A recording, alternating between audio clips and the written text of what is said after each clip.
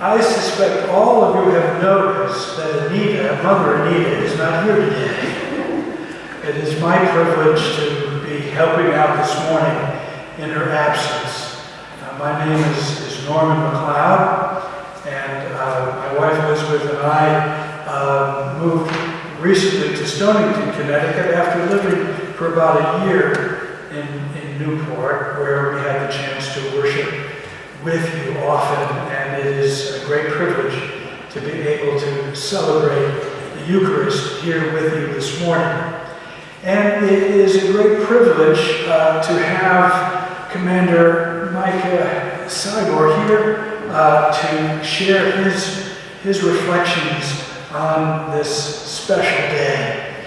And before I turn things over to Micah, I just wanted to say a couple of things on a more personal note.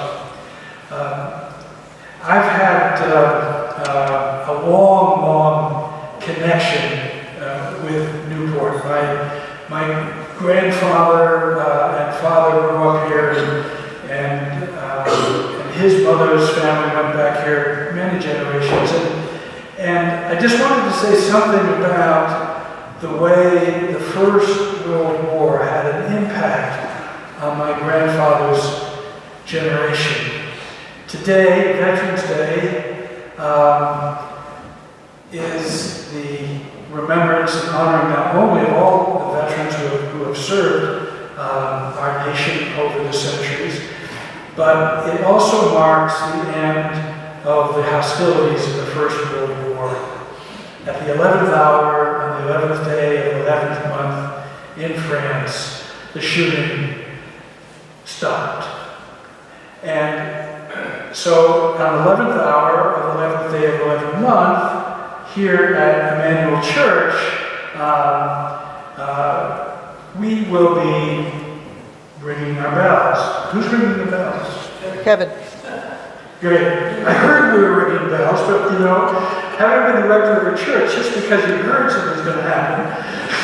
Thank you. So what that means, though, is we will probably be in the middle of receiving communion, and Waylon will be playing, but those bells will be ringing as a reminder of how at that moment in France, 100 years ago, it happened to be about 4 o'clock in the afternoon here, back on that day, that war was basically over.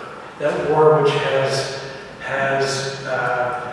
projected its shadow on us ever since, but which also had the glory of these amazing murals which were given by Natalie Bayard Brown in 1921 in honor of those who died and served in that war.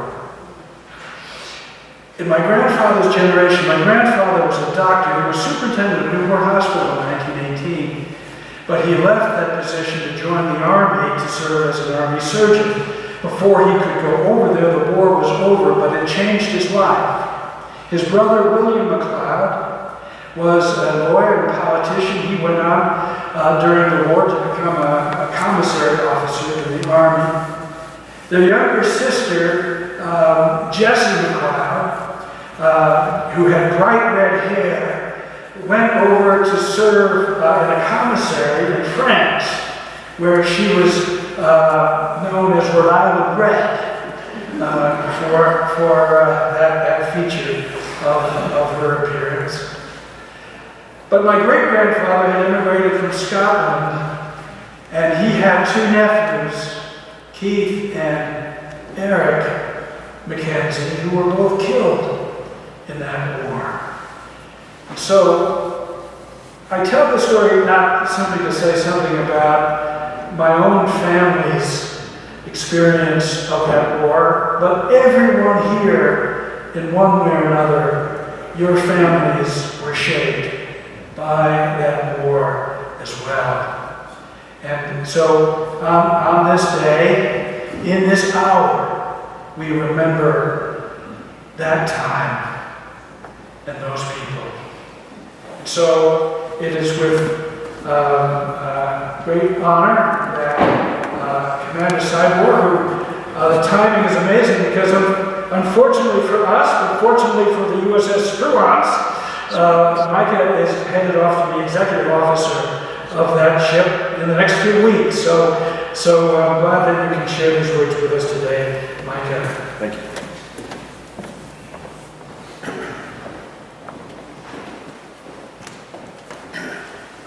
Good morning.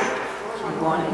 100 years ago today, at the 11th hour of the 11th day, in the 11th month, an armistice was declared between the countries fighting the war to end all wars.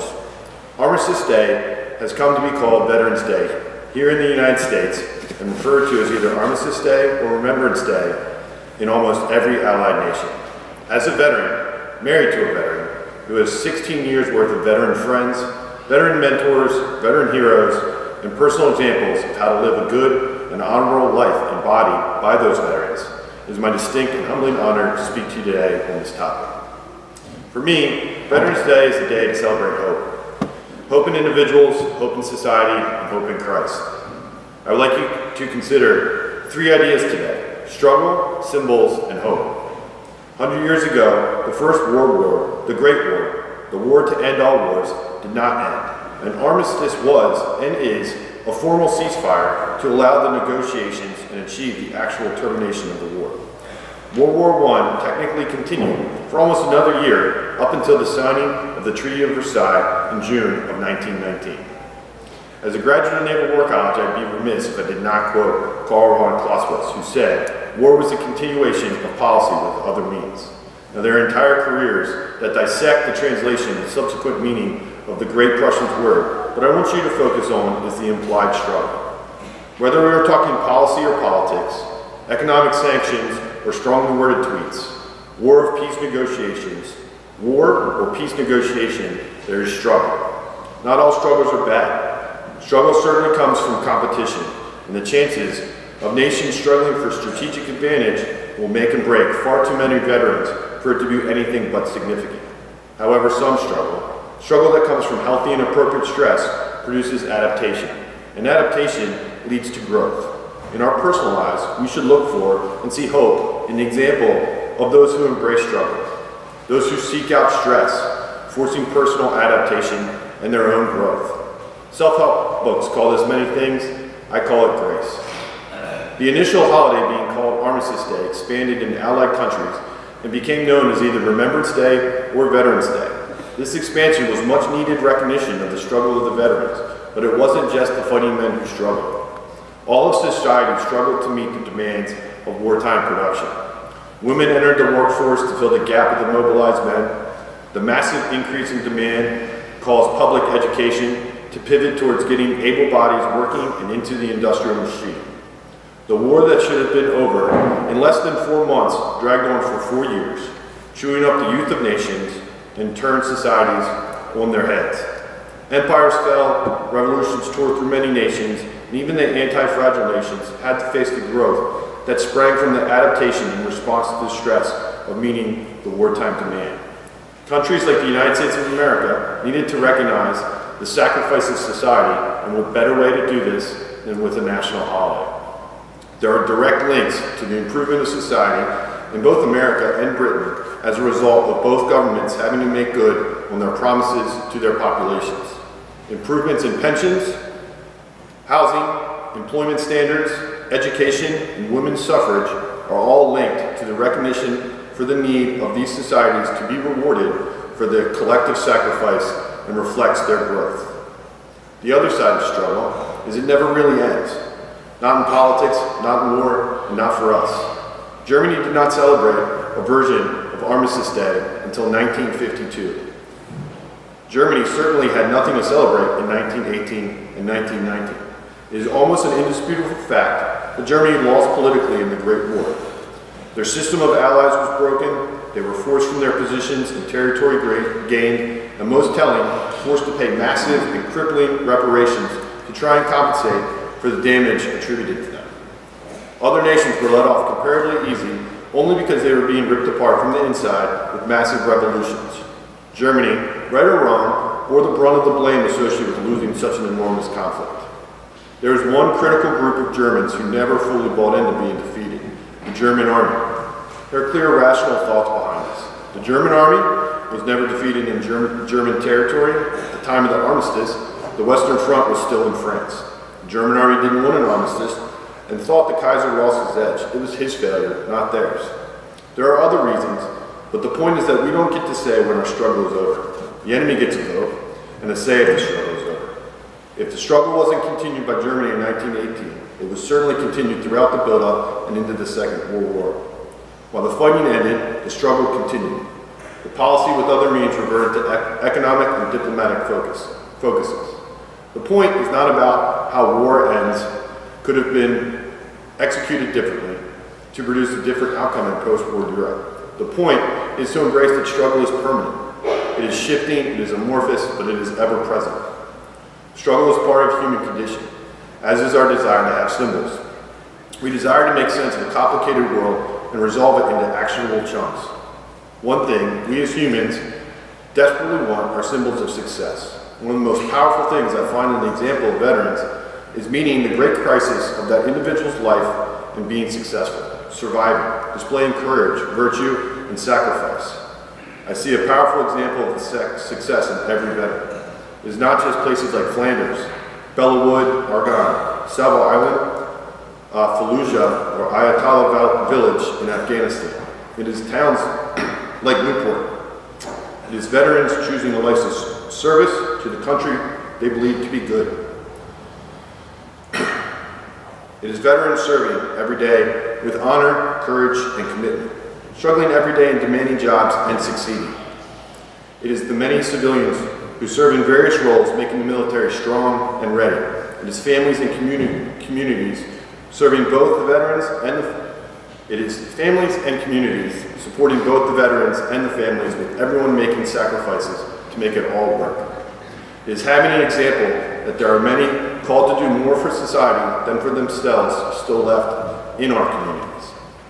Veterans are one of the many examples we have of individuals, groups, and professions succeeding for the betterment of society. We look for examples of people rising to challenges and pausing one day a year to celebrate veterans is one way we find inspiration.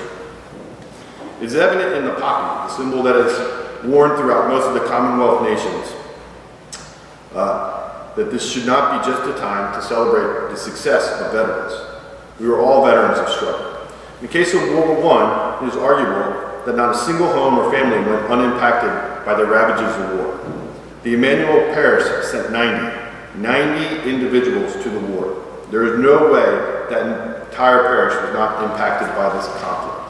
Not just those who went to Europe, but all those keeping the Emmanuel community and Newport moving. The poppy, again, is a symbol worn throughout the Commonwealth nations. The red leaf poppy with a black center and green leaf represents far more than the poppy fields of Belgium and France. It is worn on the right lapel to represent the 11th hour. The black center represents all those who lost a loved one. The red is for the blood left on the continent, and the green represents new growth. So much struggle not just of veterans, but all those on the home front, and not just struggle, but overcoming, achievement, victory, and growth. We have another inspirational example of struggling through the human condition in Christ. Christ's example is why I've come to see Veterans Day as a day to celebrate struggle and as a reason to hope. Jesus chose to take on the human condition.